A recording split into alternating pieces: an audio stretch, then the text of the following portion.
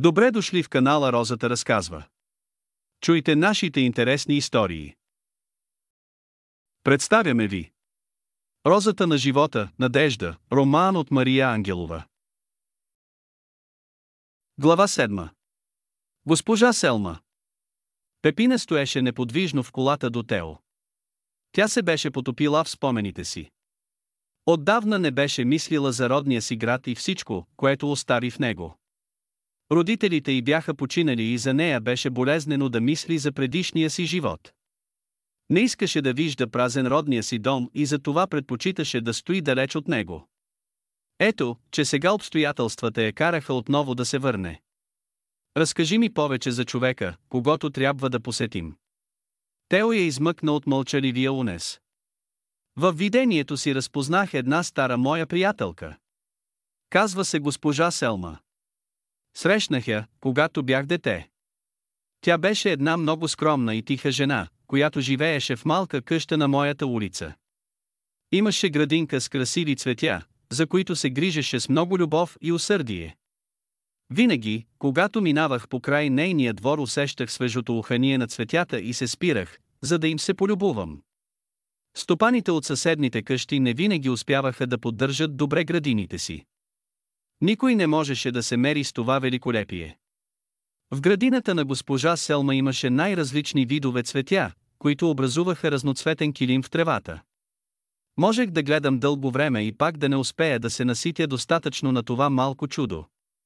Госпожа Селма често ме виждаше и идваше при мен да си поговорим. Разказваше ми за цветята и винаги ме изпращаше с едно малко свежо букетче, което създаваше уют в стаята ми за дълго време. И други хора се спираха при нея. Тя намираше добра дума за всеки и на всеки даваше уханен подарък. Пепина почувства как щастие изпълва сърцето и при изричането на тези красиви за нея спомени. От кога не си виждала тази госпожа? Дали още живее на същото място? Попита Тео. Последно я видях преди няколко години. Не мога да си я представя другаде. Това беше нейния свят. Сигурна съм, че не би го изоставила.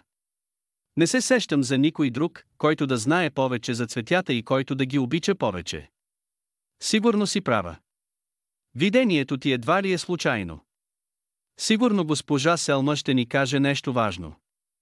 След няколко часа колата, с която пътуваха Пепина и Тео, спря пред малка къща с красива градина отпред. Пепина гледаше през отворения прозорец на колата и не можеше да повярва на очите си.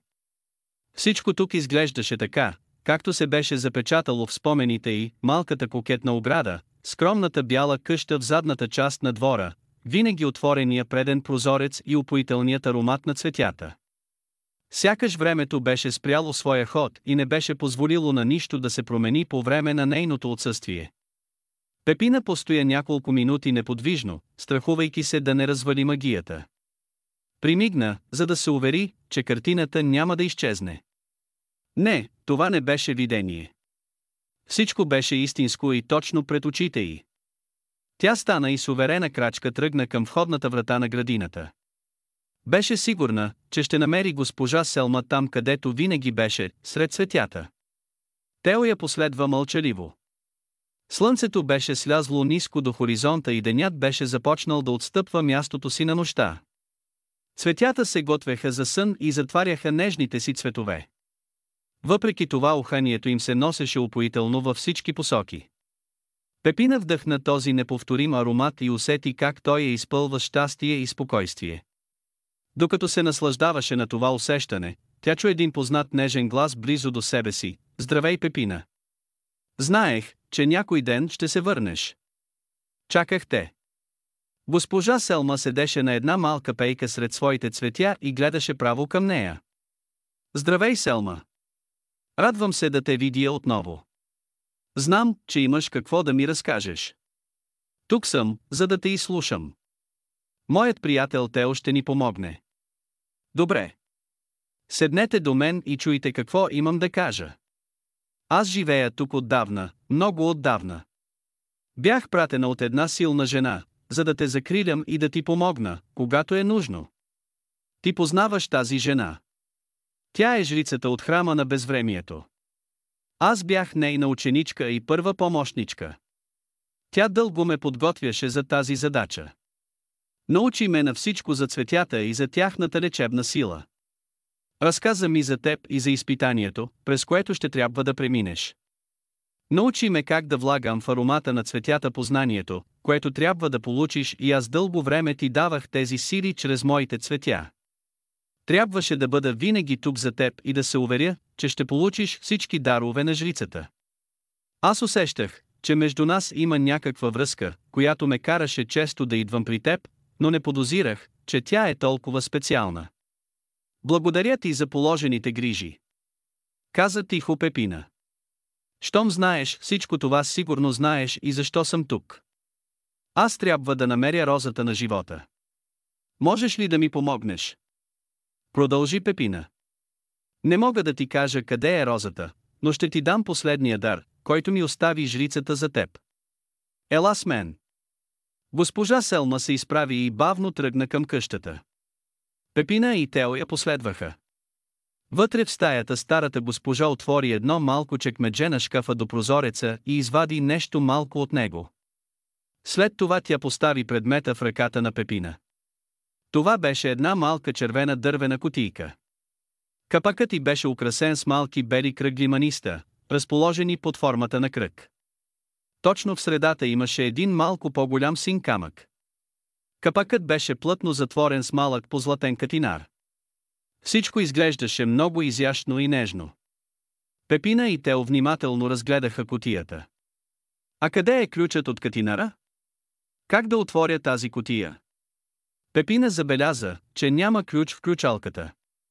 Не знам това, но съм сигурна, че ти ще разбереш как да я отвориш и как да използваш това, което се крие в нея. Жрицата искаше да ти я дам и аз го направих. С това моята роля в твоя живот свършва. Какво означава това? Попита Тео.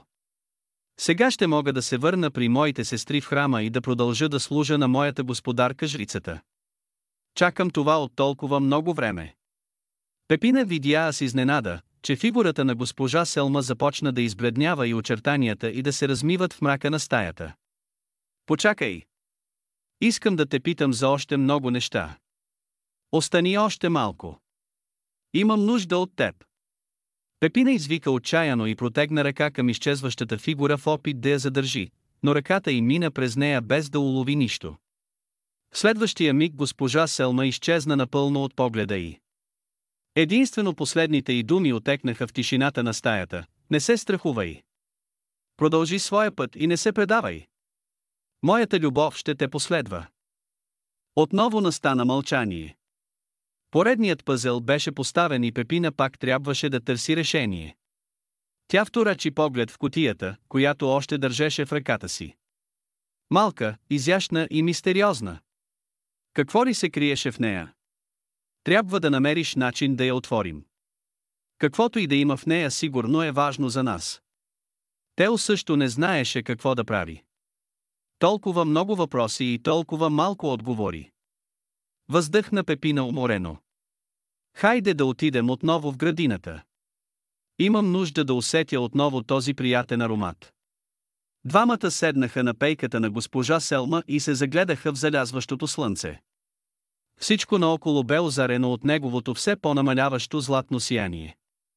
Светът се успокояваше и се готвеше да се предаде в плен на нощната тишина. Тишина. Пълна и спокойна, всепоблъщаща тишина. Пепина изведнъж усети как сърцето й се изпълни с огромна тревога. Защо е толкова тихо? Преди малко тук се чуваха птичи песни. Сега всичко е тихо. Тя се огледа да види дали няма да открие птиците сред клоните на дърветата в градината. Може би те просто вече спят. Не, нямаше птици. Нито една. Те не се готвеха за сън. Те бяха избягали, уплашени от нещо или някой. Тео, трябва да бягаме. Не знам какво, но съм уверена, че нещо страшно се случва тук сега. Едва го изрече, когато откъм портата се разнесе тътен.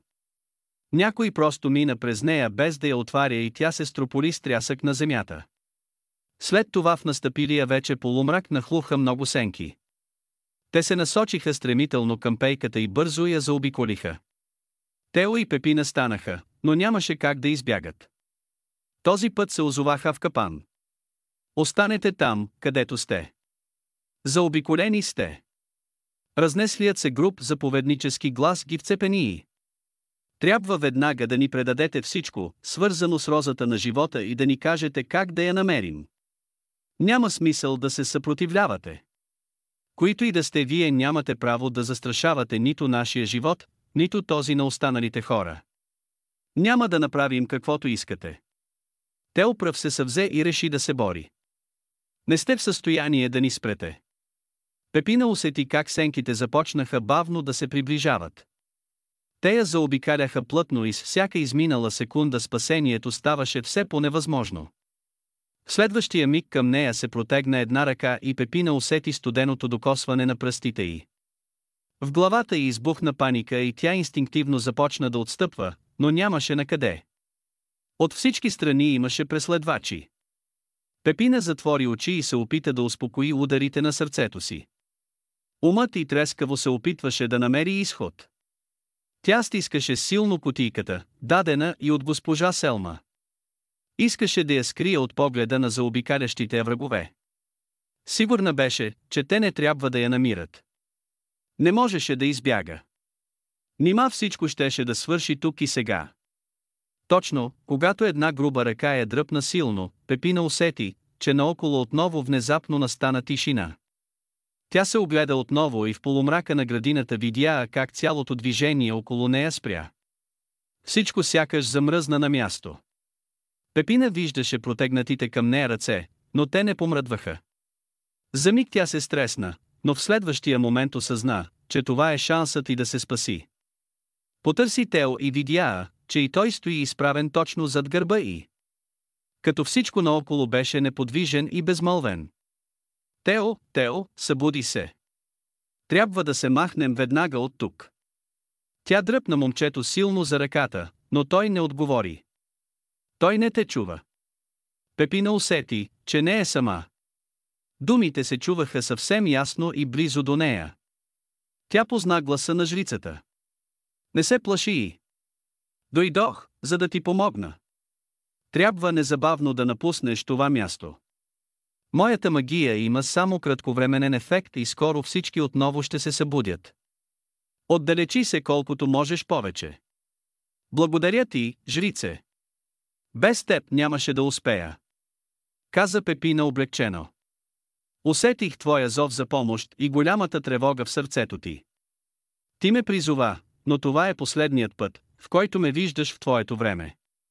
Енергията ми отслабва и скоро връзката между нашите светове за мен ще бъде прекъсната.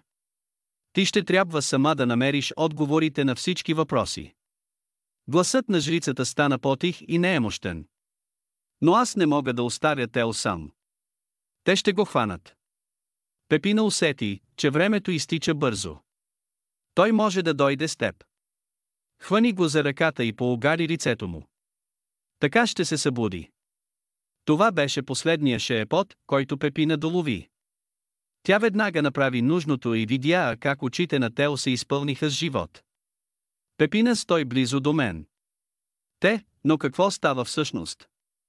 Тео се огледа объркано. Няма време за обяснения. Вече сме в безопасност. Върви бързо след мен. Трябва веднага да се махнем от това място. Двамата си проправиха път до оградата и излязоха бързо от градината. Колата беше точно там, където я бяха оставили. Те се качиха в нея и с максимална скорост започнаха да се отдалечават от дома на госпожа Селма. Повече подробности за книгата можете да видите на нейния уебсайт. Абонирайте се за канала Розата разказва, за да чуете още вълнуващи истории.